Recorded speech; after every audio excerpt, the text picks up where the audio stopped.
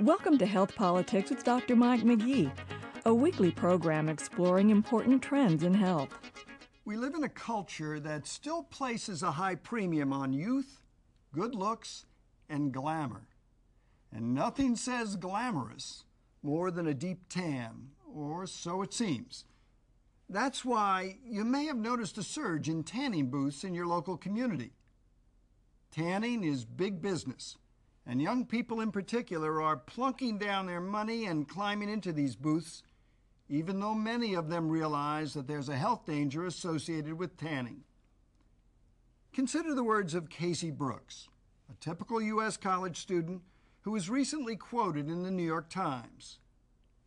"If I have a big event to go to, like my sorority formal or a wedding, I'll go to a tanning salon 3 times the week before, but then I'll cut back for the rest of the month. I try not to go too often. I'm nervous that this could cause cancer or wrinkles, but then again, I don't want to be pale," close quotes. When it comes to good health or a good tan seems to be winning out. Consider just how fast the tanning salon business is growing. In the United States, there are 25,000 plus tanning outlets with 160,000 employees serving some 30 million customers. At $20 to $50 a session with beauty add-ons, that represents more than $2 billion in spending per year. Across the Atlantic and Britain, more than 3 million people partake, with nearly 1 in 5 of these customers paying for more than 100 tanning sessions per year. Most of the growth has occurred in the past 30 years, at a time when skin cancer rates are soaring. In fact, approximately 50% of all new cancers now are skin cancers. They come in 3 forms, arising from 3 different cells that live in the outer layer or epidermis of the skin. In 2006, approximately 1.3 million Americans will discover that they have skin cancer. About 70% of these will arise from the bottom basal cells, and those are called basal cell carcinomas. About 23% will arise from the surface thin squamous cells, and they're called squamous cell carcinomas. And some 7% will arise from the pigment-producing melanocytes, and they're called melanomas. Each tumor behaves somewhat differently, with melanomas most likely to metastasize and therefore most likely to cause death, which in 2006 will be the fate of some 7,500 Americans. All 3 forms are on a steep incline, with rates 3 to 4 times higher than 3 decades ago. The American Medical Association, the American Cancer Society, the World Health Organization, and a host of others say exposure to ultraviolet rays from the sun and from tanning booths is the culprit.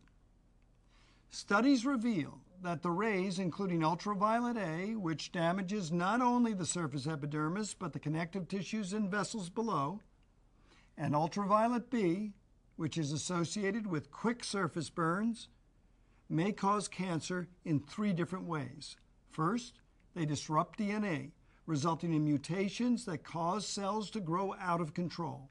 Second, they can disorder oxygen metabolism in the cell, damaging the orderly function of molecules.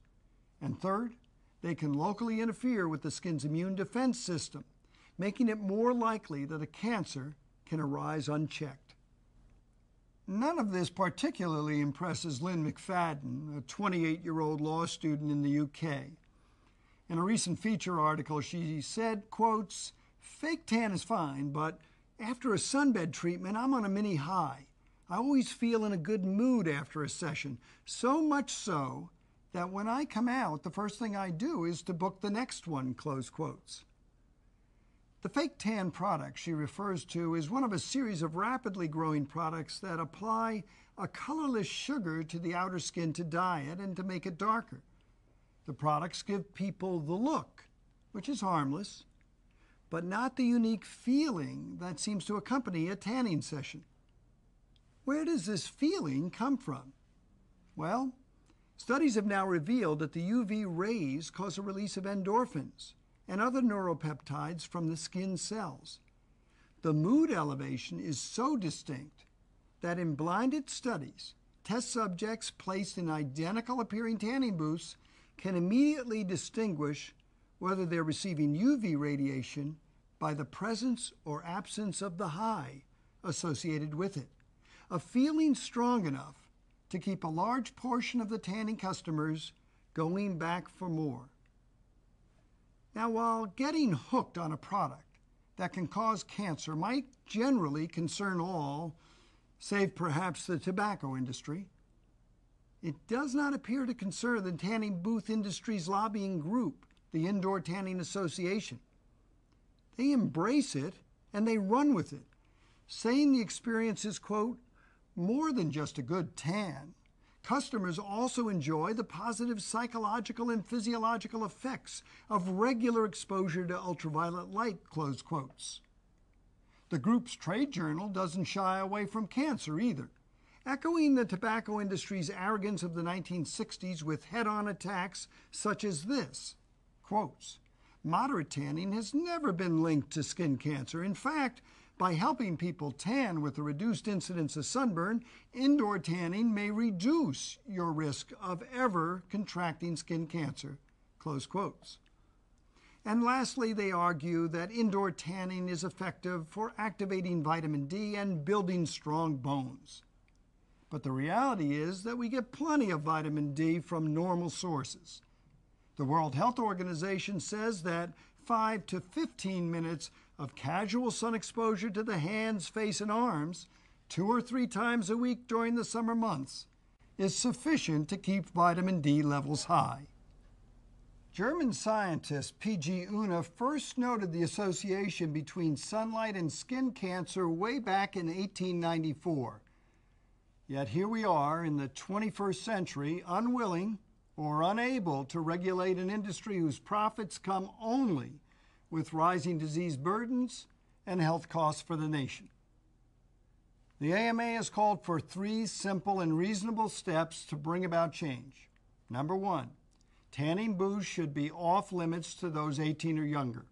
Number 2, the FDA should conduct hearings to weigh in on risk and the need for increased regulation. And number 3, booths should come with a Surgeon General's warning. Responsible legislators have advanced bills, and Congress should approve these. As sponsor Carolyn Maloney, a Democratic congresswoman from New York, says, quotes, new cigarette packs say smoking causes cancer.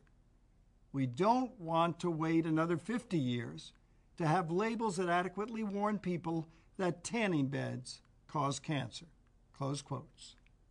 For Health Politics, I'm Mike McGee. Thank you for watching Health Politics with Dr. Mike McGee. If you're accessing Health Politics with a portable device, please visit our homepage, healthpolitics.org, for more information on this topic and many others.